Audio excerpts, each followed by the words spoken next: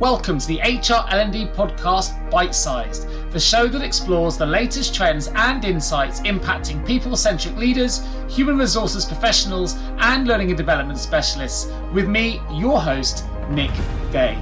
These are short snippets from my main podcast show that feature expert guests sharing their knowledge and experiences to help you stay up to date with the latest best practices and strategies impacting the future world of work.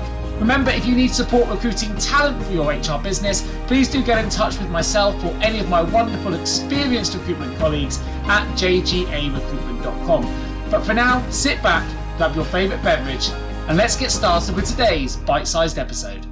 Do you think working from home has been a hindrance to well-being, or has it been a positive thing? Is it still unknown? And more importantly, I guess, going forward for those listening to this podcast, what can leaders or employers do to really help support employees if working from home initiatives are going to continue? Sure. So the first part around working from home is, again, you can't paint everyone with the same brush. Everyone's experience is different. So actually, I think it's a bit of a 50-50, for want of a better word.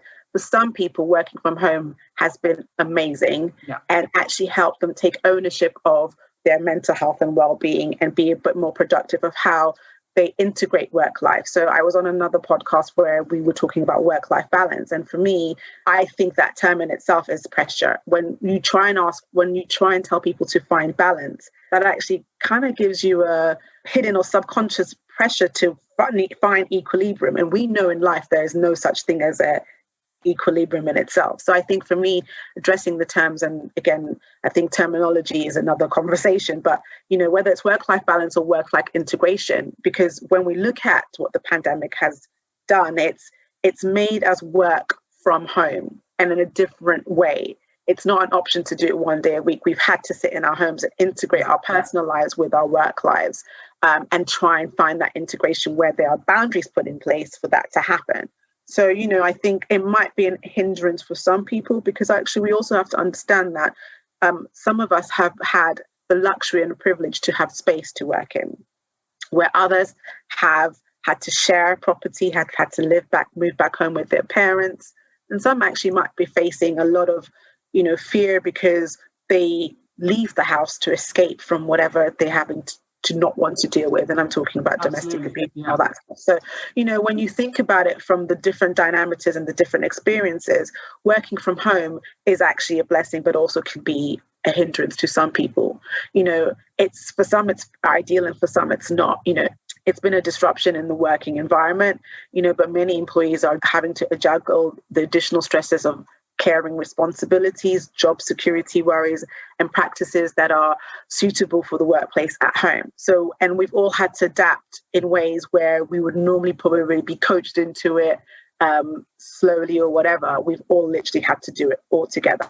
So it's very challenging for everybody. And I think that is something that we need to understand when we talk about the context of working from home in this perspective, because it's very different to the old ways of working from home.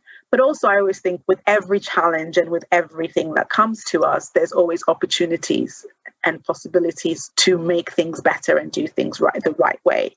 So, whereas before you had to ask for business cases and put in, different ways of just having to request to work from home, the pandemic has shown that is not necessary. So now businesses need to think about, again, coming back to this culture piece, how do we create a culture where people can be open to discuss their concerns, feel empowered to bring their whole selves to work, think about how they work, where they work, and the way they work as a team, individuals and stuff like that. So you have to, again, apply it with the lens of not everybody feels the same. People might feel isolated and like to have that people connectivity. Some people live far away, and actually working from home and having less of a commute is working for them. So I think when you think about all these experiences, I think organizations can help support the employees by helping to manage stress in practical ways and potentially removing and reducing those barriers that come into place. Sure. So some of those things might be creating workplace culture where people have the safety and freedom, as I say, to choose how they work and where they work in, and always have to opt in. So I mentioned bringing your whole self to work, which is also something that is quite synonymous with inclusion and diversity.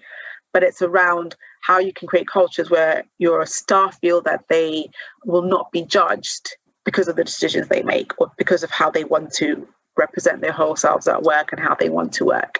I can't hone in enough about having regular wellbeing check-ins. So, you have your workload check-ins or your one-to-ones, and usually what happens is people just talk about work and workloads, which should still happen. But I think there should be also spaces and time set just to talk about well-being, because as people managers and leaders and line managers, in order to really know your team properly, and especially now that if you're deciding whether to move from remote working to hybrid working, there'll be elements where people would want to shy away from, especially from an inclusion perspective, because they didn't feel included in the workplace. So how well will they be feeling included if you're doing it remotely? Things to think about. I think thinking around creating channels for communication where people can actually talk to people, whether it's HR, whether it's peer support networks or diversity networks in the organization. How do you communicate and how do you enable people to have that communication, if not directly with their line managers, with other networks, both, again, thinking about it from a perspective of remote working and in the office. We've created My Whole Self MOT toolkit, which enables you to think about the questions you should be asking, which go beyond how are you doing today, and things that you can do for self-care purposes to facilitate these conversations, enable and signpost people to the right places in terms of useful resources and internal well-being benefits, whether it's your EAP, etc. I hope you enjoyed today's bite-sized edition of the HR L&D podcast. Remember to subscribe to the show, share it with all of your HR colleagues and friends, and why not also check out some of our previous episodes for more golden nuggets that may just help you along in your own people career journey. For now, I'm Nick Day, and you've been listening to the HR L&D podcast, Bite-Sized.